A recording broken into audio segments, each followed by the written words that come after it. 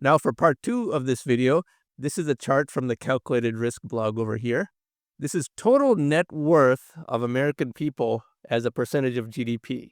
We don't have worldwide charts, so this is a US-centric chart, of course.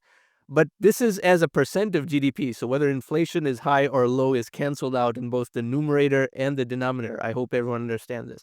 Now, I contend that economic growth is a function of rising asset prices, which I explained throughout this channel.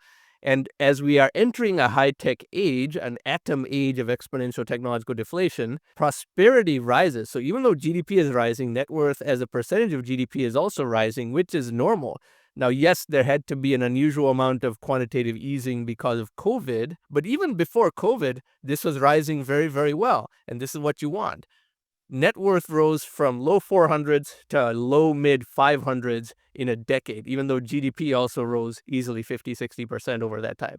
So people became a lot more prosperous because net worth collectively rose. Now, yes, wealth is too concentrated at the top. That is true. That's a different topic. That doesn't mean you should generate less wealth. That means there should be policies that encourage greater circulation of wealth. And I'll talk about that in different videos, but I don't want to go on too many different tangents over here.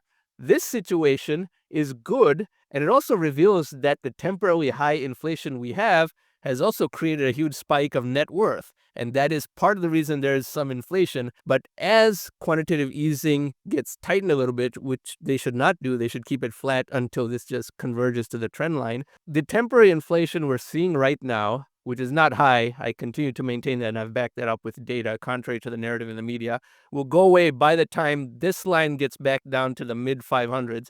But the mid 500s is the equilibrium point.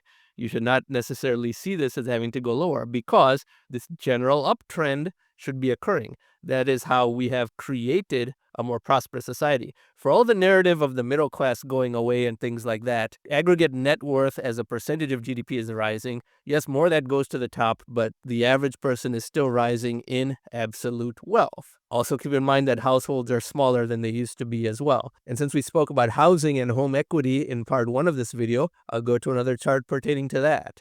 This chart is also from Calculated Risk blog, and you can see here the housing crisis where home prices rose a lot, but mortgage debt as a percentage of GDP rose a great deal more. It rose from 45% to almost 75%, and that created the housing bust, which would have caused a deflationary spiral such as the Great Depression and possibly a similar duration if the Federal Reserve had not done QE. Now the Federal Reserve, from the money printing they're doing, which has to offset technological deflation and so forth, has in fact created a very good situation. Now, I'm not happy that they're buying mortgage-backed securities because that's distorting the housing market at the expense of other markets, and this is not helping people who are not homeowners. But for anyone who has a home on mortgage, this has actually been a golden age. Home prices are rising while mortgage debt is falling, so the gap between these two lines is a measure of home equity, household real estate value as a percentage of GDP.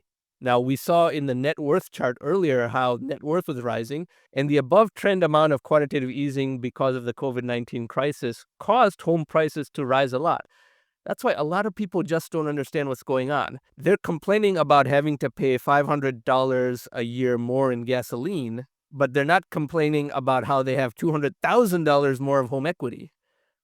They can only reverse one if they reverse the other. People are not looking at this holistically because they don't understand how to connect the dots. Now, yes, someone who didn't have a house got left behind, and that's a problem with this policy because the Federal Reserve is still buying mortgage-backed securities because it still thinks it should be unwinding quantitative easing. When I say no, they have to give cash directly to people. That will still make house prices go up, but the purchasing power of renters will also go up. But I repeat again, people don't realize that the quantitative easing has created all this home equity, and you have the same people complaining how gasoline is now too expensive and it's costing me $1,200 a year more than before.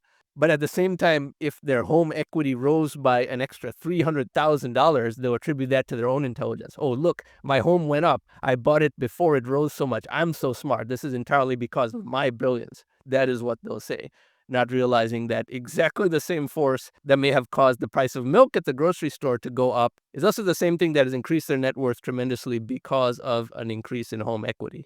Now, gasoline is not the best example because the rise in oil and natural gas prices is in fact due to reasons outside of QE. It's because of deliberate stoppage of U.S. domestic oil and natural gas production for ideological reasons by the government, but that will also get mitigated rather soon. The tightening that is occurring by the Federal Reserve is going to reverse this somewhat, but still only down to about here. So this is somewhat of a permanent gain in wealth. Now, it's a problem that this is concentrated in real estate, and it is attracting technological disruption for those of you who understand the atom thesis. That is why working from home, telework over Zoom is becoming a very widespread practice, because people are going to migrate away to lower and lower housing costs. And this pile of money is attracting technological disruption.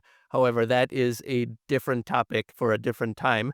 You may want to look at this video up here where I talk about how a lot of one-time trends boosting housing prices are saturated. That doesn't mean the Federal Reserve has to stop printing or even can stop money printing. It's just that market forces are going to force them to give cash directly to people.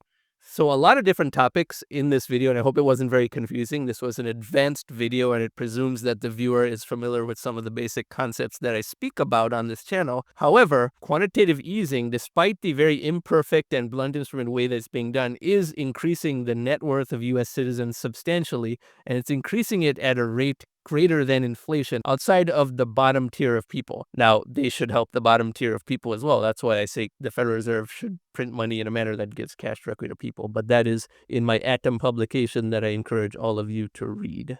So a lot of different topics. I hope this made sense. Any comments in the comments section are always welcome. If you like this type of content and these sorts of high concept finance topics, then I encourage you to subscribe to this channel and hit the notification bell. Thank you very much for watching.